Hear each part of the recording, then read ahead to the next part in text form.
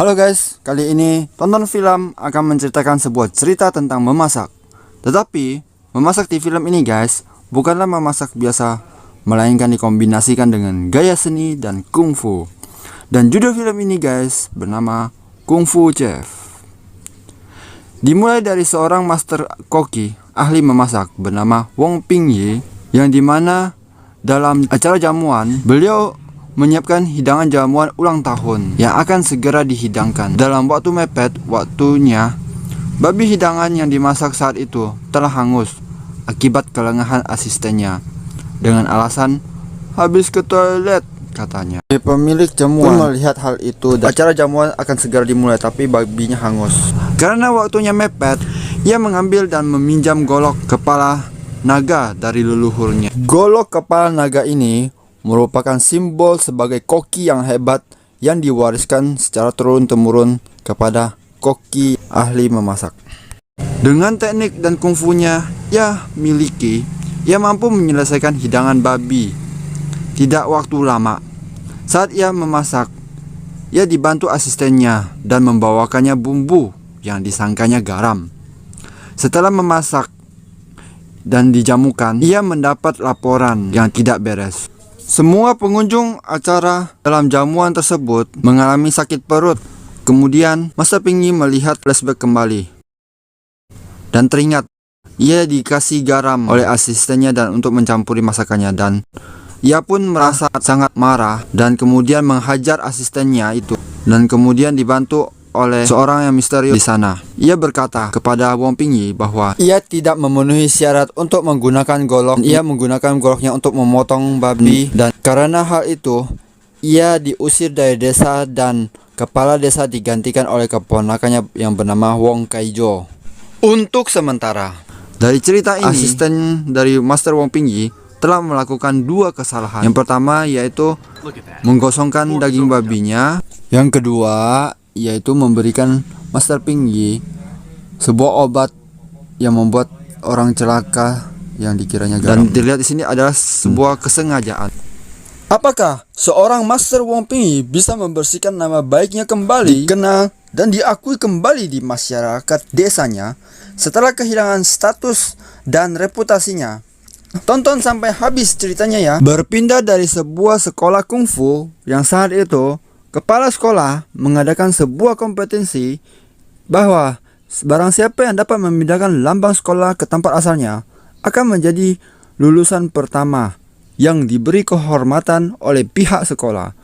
Seketika itu, semua murid langsung memperebutkannya. Di sana ada murid yang bernama Ken Inci, di mana diantaranya terlihat sangat lincah.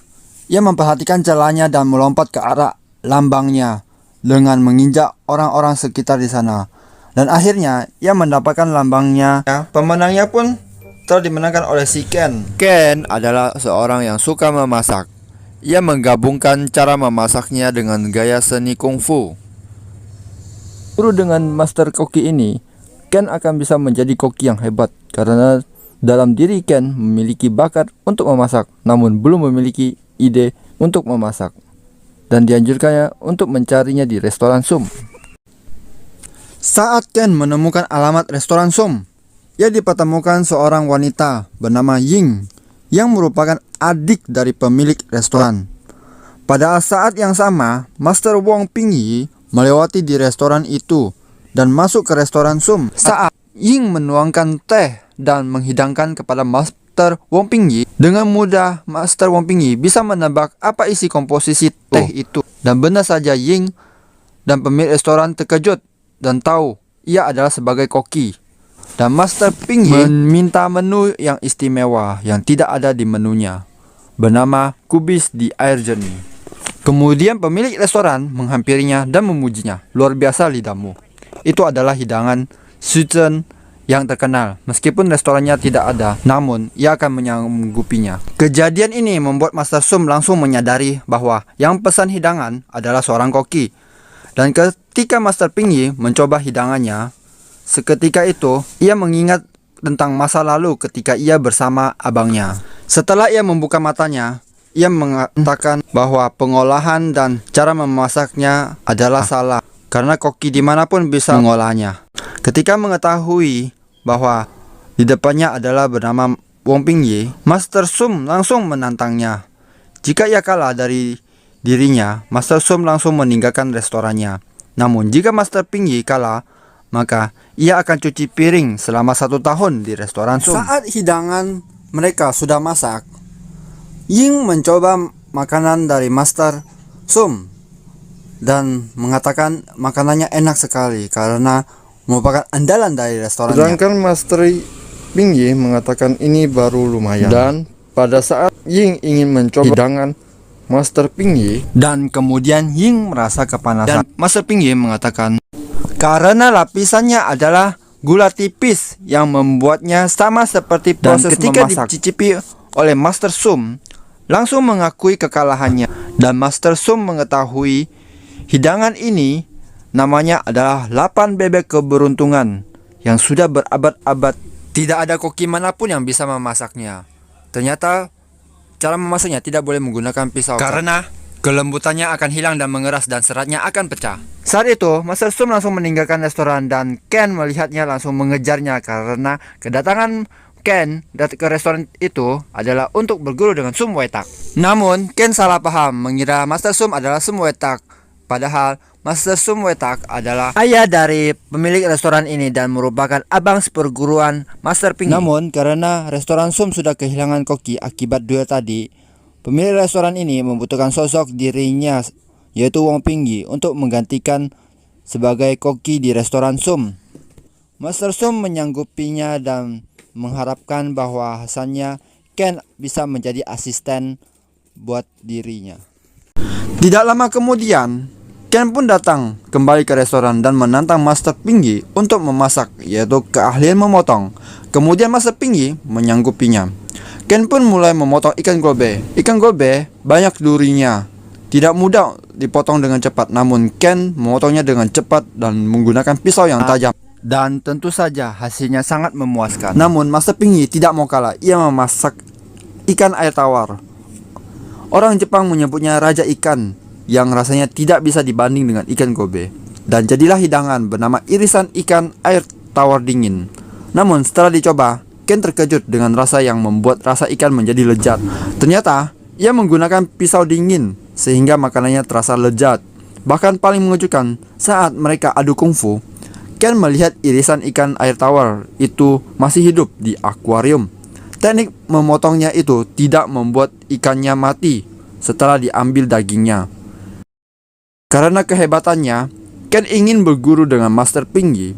Ia mengasah pisau berkarat yang ditaruh dekat Ken saat Master Pingye sengaja membangunkannya. Saat Master Pingye bersama dengan pemilik restoran, Master Pingye mengingat keponakannya bernama Master Joe. Dan cerita pun kembali ke flashback. Ini adalah keponakannya waktu kecil yang bernama Joe. Abang Pingye adalah seorang koki yang jenius dan hebat. Abang Master Pingye mabuk. Ia merasa menginginkan golok kepala naga. Golok kepala naga ini merupakan simbol turun-temurun yang diberikan kepada seorang koki yang hebat. Ia menganggap bahwa Master Pingye mengambilnya dan terjadilah adu kungfu disaksikan oleh keponakannya. Saat Master Pingye menarik golok yang tertancap di lemari atau seperti batu besar di atas lemari itu, ikut mau terjatuh ke arah Master Pingye, namun diselamatkan oleh abangnya. Dalam adegan tersebut sehingga membuat abang Master Pingye terluka di tangannya, yang menjadikan ia mundur dari profesi koki. Dan malu, ia juga meninggalkan desa tersebut dan menitipkan anaknya bernama Joe kepada Master Pingye. Faktanya, abang Master Pingye merupakan Master Chef yang terbaik kejuaraan chef selama 2 tahun berturut-turut.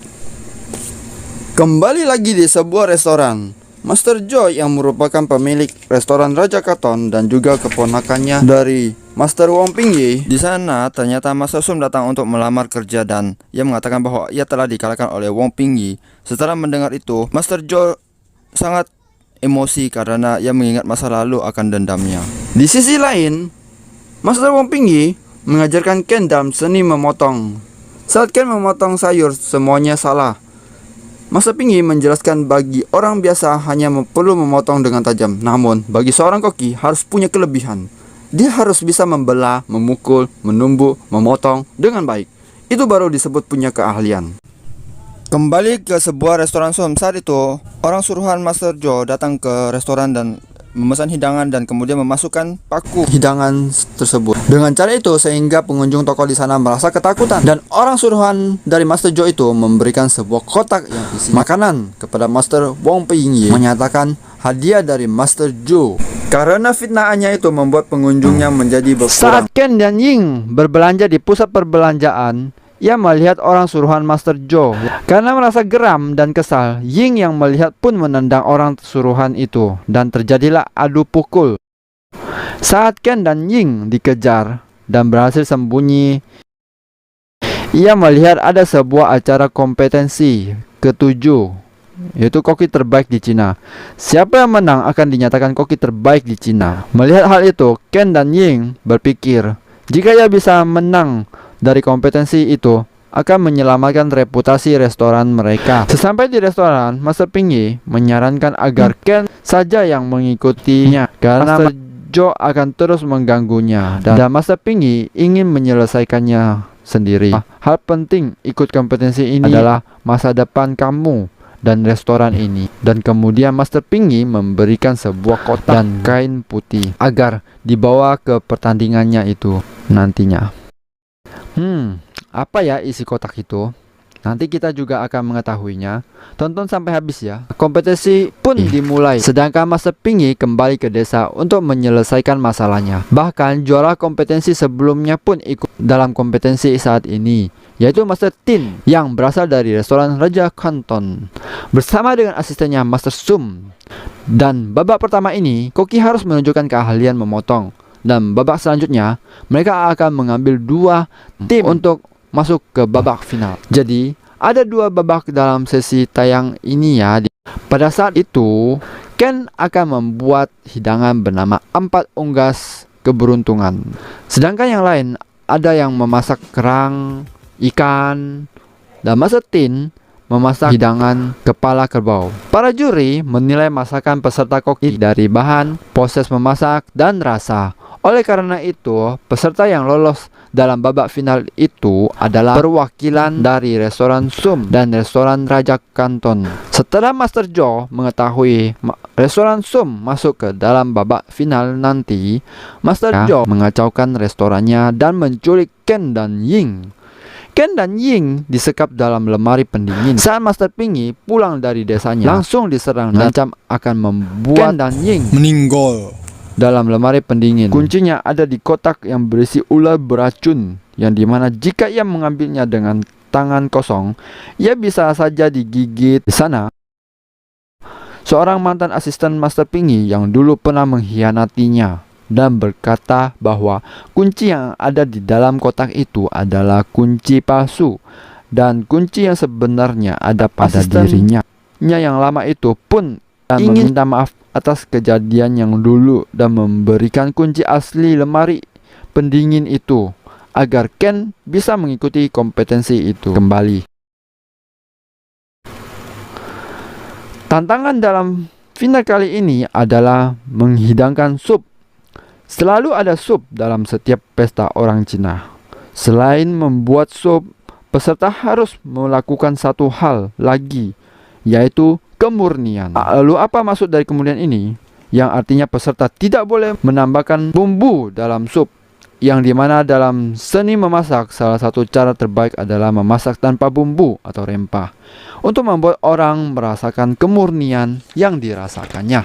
Di sisi lain, Master Joe menghampiri Master Ping Yi dan melempari golok kepala naga yang sudah berkarat. Sebelum menentukan apa hidangannya, ia mengingat Master Ping Yi, kubis adalah makanan yang terbaik di desa. Kemudian ia sepakat untuk membuat kubis di air jernih. Dengan kemampuan teknik cara, ia memasak kubis di air jernih dengan baik, seperti apa yang pernah ia pelajari dari Master Tin pun tidak mau kalah mengolah hidangannya. Bahkan ia memasak hidangannya dengan api yang sempurna. Berpindah di pertarungan Master Ping Yi akhirnya berhasil smackdown Master Joe, dan akhirnya pemenang pun dimenangkan oleh Master Ping Yi. Master Ping Yi berhasil mendapatkan golok kepala naganya kembali. Sing kembali ke kompetensi. Akhirnya hidangan mereka telah dihidangkan dan dicicipi oleh para juri. Ternyata hidangan kubis di Arjeni bukan tandingannya Master Tin. Namun, saat wasit akan mengumumkan pemenangnya, Master Ping Yi datang untuk menghentikannya. Kemudian memberikan golok kepala naga itu kepada Ken dan meminta untuk memotong hidangan yang ada di dalam kotak yang dibawa Ken, yaitu kacang kubis. Nah, udah tahu kan isi kotaknya? Dan saat Ken membuka sarung dari golok kepala naga itu, seketika karat dalam golok itu menghilang dan langsung memotong kacang kubis Kacang itu. kubis yang bercampur dalam sup itu seketika itu pelan-pelan menghilang. Hidangan kubis itu sangat sederhana, namun menyerupai harta karun setelah diolah seni tinggi dalam memasak, sekaligus mengedepankan tingkat kemurniannya. Master Tin yang saat itu merasa aneh melihat para juri terdiam, ingin merasakan hidangan Ken dan mencicipinya juga. Dan setelah mencobanya, ia langsung melepas topinya dan mengakui kekalahannya. Berkat makanan kubis di air jernih, Ken menjadi juara baru koki terbaik di Cina. Dan tidak hanya itu, ternyata ada kehadiran abang dari Master Ping Yi yang merupakan koki terbaik pun hadir di sana. Bahkan terlihat akrab dengan adiknya. Di sisi lain, Master Zhou yang melihat ayahnya dan langsung menyesal atas perbuatannya. Master Ping Yi dan abangnya sepakat bahwasanya orang yang paling tepat memiliki golok kepala naga adalah Ken, dan berharap bisa membuat makanan lezat dengan ini dan memberi kebahagiaan pada dunia. Semua akhir cerita pasti endingnya sukses, gemilang, dan bahagia. Ken saat ini menjalin hubungan asmara dengan Ying. Mereka tampak akrab dan bahagia. Dan cerita pun tamat. Sebelumnya, jangan lupa nyalakan lonceng dan nyalakan notifikasi ya untuk video baru selanjutnya. Terima kasih.